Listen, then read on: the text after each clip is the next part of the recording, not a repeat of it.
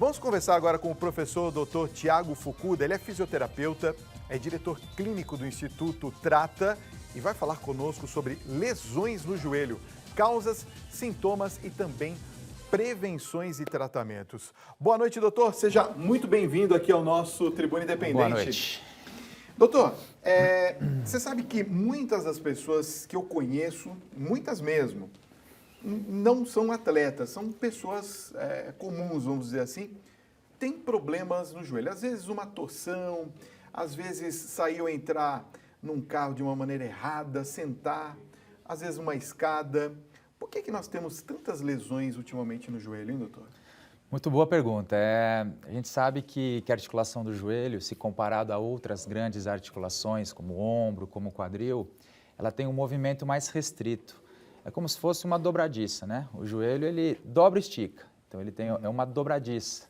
Não tem grandes amplitudes de movimento. E é óbvio que o fato de ter um movimento mais restrito, principalmente quando a gente se refere a um movimento lateral, ele acaba sendo mais susceptível aí a receber carga e sobrecarga e, consequentemente, as lesões. Seja as lesões de ligamento, as lesões de menisco e as lesões degenerativas, que eu acho que hoje é o principal causador aí da dor no joelho, seria a lesão de cartilagem. Tá. Em casos mais simples, começam com atividades como as que você se referiu, de descer uma escada, subir escada, agachar, sentar, crepitações, estalidos, até casos mais graves de artrose, quando a cartilagem ela praticamente some da articulação e aí você tem contato osso com osso e a dor é muito mais intensa. Então, começa assim. Doutor, eu vi que o senhor trouxe aqui essa maquete, vamos dizer assim. Explica pra gente quando a gente lesiona o joelho, aonde que acontece exatamente a lesão? Tá. Essa aqui, ó, esse é um exemplo da articulação do joelho, que nós temos aqui o osso da coxa, que é o fêmur, temos o osso da perna, que é a tíbia, Tá. e lá dentro as estruturas que normalmente são as acometidas. Certo. Temos esse ossinho aqui na frente, ó, não sei se a câmera consegue pegar, Sim. esse ossinho aqui é a patela.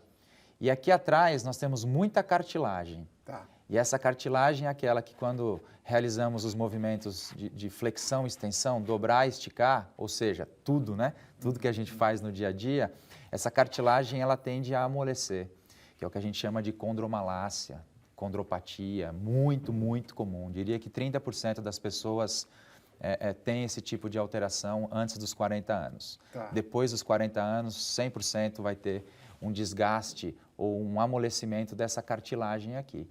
Então, tem uma grande chance de desenvolver dor anterior do joelho.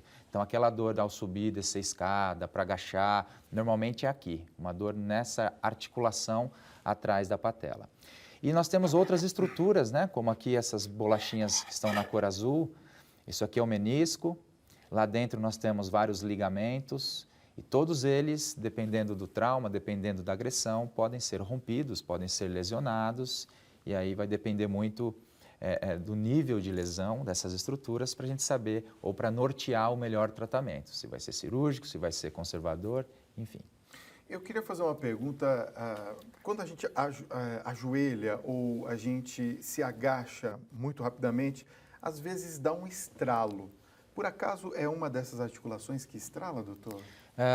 Sem trauma, né? Se você Sim, nunca sem trauma. torceu o Não, joelho, nunca fez nada. Quando você ou agacha muito rapidamente, dá aquela estralada no joelho. É aqui. É Normalmente exatamente é aqui aí. na frente, É nessa parte articulação. Ela não tem nenhuma como é que fala? Nenhum tipo de... como nós temos aqui do menisco, ela não tem nenhum tipo de amortecimento ou alguma estrutura para absorver esse impacto? Não tem, não tem. Então, imagina que... É osso com osso mesmo. É osso, na verdade, é cartilagem com cartilagem. Porque a cartilagem é um tecido que reveste o osso. Entendi. Então, quando eu tenho dois ossos que se conectam, eu tenho muita cartilagem aqui e essa cartilagem é o que faz esse deslizamento de uma estrutura em relação à outra. Entendi. Quando você realiza um movimento rápido, agachou e sente um estalido, que a gente chama de crepitação, se for algo esporádico, assintomático, sem dor, Normal, todos vão ter, principalmente pessoas que têm frouxidão ligamentar, que é aquela pessoa que quando você observa os braços eles passam do ponto, sempre que teve uma boa elasticidade, flexibilidade, essas pessoas têm uma predisposição maior a desenvolver esses estalidos no joelho. Agora, se começar a virar uma coisa crônica, o tempo todo, um rangido, deixar de ser só um estalo e virar um rangido, aí pode ser sinal de que a cartilagem está sendo desgastada de uma forma precoce, e aí eu tenho osso com osso, e aí eu tenho que tomar cuidado. No caso, eu tenho que fazer essa pergunta, já que você falou do desgaste, que é justamente pelo exercício ou por algo repetitivo, é o uso excessivo. No caso daquelas pessoas que fazem agachamentos em academias, até utilizando pesos, são recomendados ou não? Num primeiro momento, não. Tá? Se você é uma pessoa ainda destreinada, e você quer sair do sedentarismo e começar a fazer uma atividade física, eu diria que o agachamento ele é prejudicial. Olha só. Principalmente porque se você nunca realizou, se você não tem uma boa consciência corporal, se você não tem um treinamento prévio, em outras atividades, antes de entrar no agachamento a fundo, por exemplo, aquele que você agacha com o bumbum lá embaixo, quase encostando no chão, você tem uma sobrecarga muito grande no joelho. E se for aquelas pessoas que têm um joelho em X, já viu? Sim, já. Aquela pessoa que quando ela está em pé, o joelho toca um no outro e o pé fica mais aberto, o joelho em X. Isso, por exemplo, é extremamente danoso para essa cartilagem do joelho. Se você tiver esse perfil de joelho ou de membro inferior e você começar a exagerar na carga e exagerar no agachamento, você vai acelerar em muito o desgaste da sua cartilagem. Então, eu começaria com uma atividade mais leve, tá? Você pode até vir, eventualmente, a fazer o agachamento um dia, mas não é uma atividade que eu recomendo iniciar para quem quer começar atividade física, não. Ok. Vamos às perguntas dos telespectadores. Vamos. Está todo mundo aqui já fazendo perguntas. Você pode fazer também. 11 95033 6870, porque estamos ao vivo para o Brasil inteiro e esse é o talk show mais interativo da televisão brasileira. Olha só que pergunta interessante do Edivaldo, de Pindaí, na Bahia. Ele diz assim: boa noite, Fábio e doutor. Eu já fiz 2 artroscopias por causa de lesões no menisco. Depois de uns anos, eu estou com os mesmos problemas. Ele pergunta, terei que fazer outra cirurgia? Perfeito. Essa é uma pergunta que eu vou dizer que eu acho que não passo uma semana sem ouvir no consultório, que é muito comum. Normalmente ele disse que fez uma artroscopia, que é uma cirurgia mais simples, né? Não é uma cirurgia aberta, etc. Mas é uma cirurgia de joelho. E ele tinha uma lesão do menisco, que é justamente aqui essa bolachinha azul, esse amortecedor. Ele melhora o contato entre esses ossos. Se você tem uma lesão traumática do menisco, se você rompeu o menisco jogando bola, por exemplo, e ele saiu do lugar, e o teu joelho está travando, está com dificuldade de esticar, de dobrar, e tentou um tratamento conservador e não deu resultado, aí o tratamento por artroscopia pode ser um indicador. Mas sempre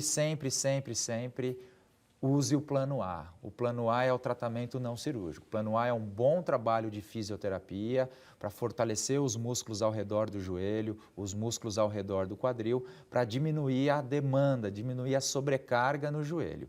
Esse é sempre o primeiro passo. Caso você, enfim, não deu certo o primeiro passo e foi para o segundo, fez uma cirurgia, ela justamente tem uma indicação restrita, porque os resultados em curto prazo são bons. Mas eu diria que em 5 a 10 anos, mais de 90% das pessoas que operam o joelho tendem a ter um segundo problema, um problema já degenerativo precoce. Então, no caso dele, segure ao máximo, procure na sua cidade um bom profissional, faça um tratamento conservador primeiro. Se você conseguir aí 70%, 80%, 90% de melhora da dor, ótimo, vamos mudar o seu estilo de vida. Vamos fazer um pilates, uma academia, uma hidroginástica, depois você vai manter a atividade física leve para manter a força dos músculos para o resto da vida e postergue. Agora, no insucesso, se ele tentar tudo isso e não der um bom resultado, aí ele começa a pensar em um plano B, que no caso dele seria uma terceira cirurgia. Eu não recomendaria de cara. Aquelas joelheiras, doutor, funcionam de verdade? Ajudam bastante. A joelheira, ela não resolve o problema. Mas o fato de você estar com um dispositivo aqui que aperta o joelho, melhora a área de contato entre esse osso e esse. E a pressão é igual a força sobre a área. Se eu aumento a área de contato entre duas estruturas, a pressão ali diminui. Tá. Então é muito recomendado, mas não pode ser aquela joelheira que tem um buraquinho na frente. Ah, entendi. Tem que ser uma lisa. Tá? Inteiriça. Inteiriça, exatamente. Não pode ter aquele orifício anterior, sem o buraquinho na frente. Recomendo sim. Bem apertadinha, bem justa, desde que, claro, não prenda a circulação. No caso, por exemplo, de quem está nos acompanhando, fala assim, bom, eu tive uma lesão no meu joelho. Qual que é o primeiro passo? Quais são os primeiros socorros de alguém que sofre uma lesão, seja ela qual for? Tem algum caminho a seguir? Vamos citar um exemplo aí. Estou jogando bola no final de semana Isso. com os amigos, torceu o joelho ali, senti um repuxar, enfim, qualquer coisa. Primeira coisa, sair daquela atividade, tentar manter o membro parado, sem exagerar. Não seria bem um repouso, seria um repouso ativo. Tá? Diminui logo a carga. Um gelinho sempre vai muito bem, colocar uma bolsinha de gelo para não deixar o joelho inchar.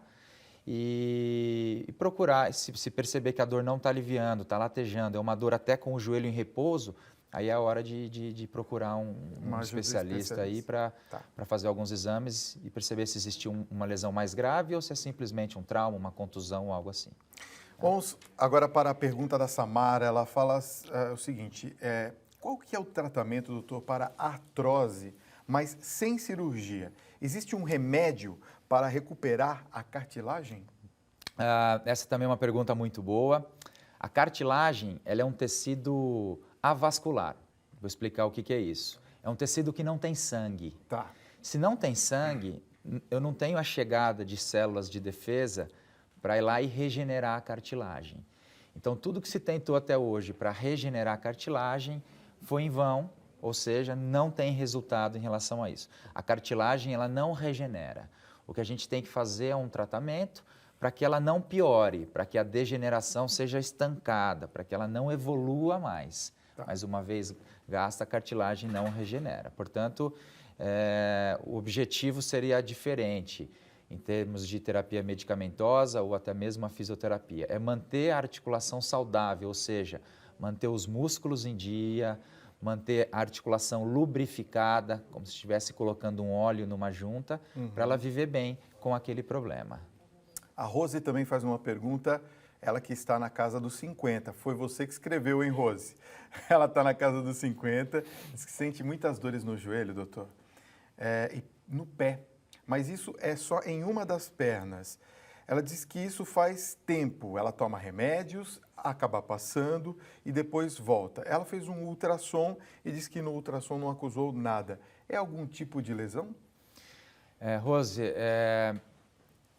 essa é a primeira coisa que a gente investiga, né? Se você começa a ter dor em joelho, a dor no pé, a dor na planta do pé, se a perna está inchando, a primeira coisa é pensar que pode ser algo vascular. Imaginando que você passou por uma triagem e os problemas vasculares foram excluídos, aí a gente começa a pensar que pode ser músculo esquelético, que pode ser ortopédico. Então, precisaria de uma análise mais detalhada, mas você pode ter um desgaste no joelho, você pode ter uma artrose, você pode ter um outro problema no tornozelo, pelo local aí, se for uma região mais na planta do pé, existem várias lesões inflamatórias, lesões crônicas que podem afetar o joelho, afetar a planta do pé, como uma fasciite, uma inflamação da fáscia, um esporão de calcânio. Então, são várias coisas que podem estar gerando esse probleminha no joelho, podem estar gerando a dor no pé. Se for uma dor relacionada, aí a gente tem que investigar a coluna, tá? Você pode ter uma hérnia de disco, você pode ter uma dor lombar, isso está pinçando o nervo ciático e a dor irradiando atrás da coxa, atrás do joelho, atrás da perna e de repente até na planta do pé. Então agora vale um screening, vale um approach, vale uma abordagem de avaliação um pouco mais detalhada para poder te ajudar um pouco mais. Doutor, o melhor remédio a gente sabe que, na verdade, é a prevenção, não é isso?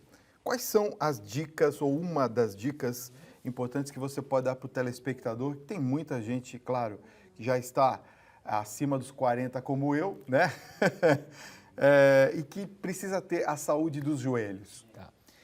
Sem dúvida que manter o peso em dia, né? É óbvio que uns quilinhos a mais, isso vai repercutir diretamente na articulação do joelho, então sempre tentar controlar bem o peso com alimentação saudável e a prática de atividade física.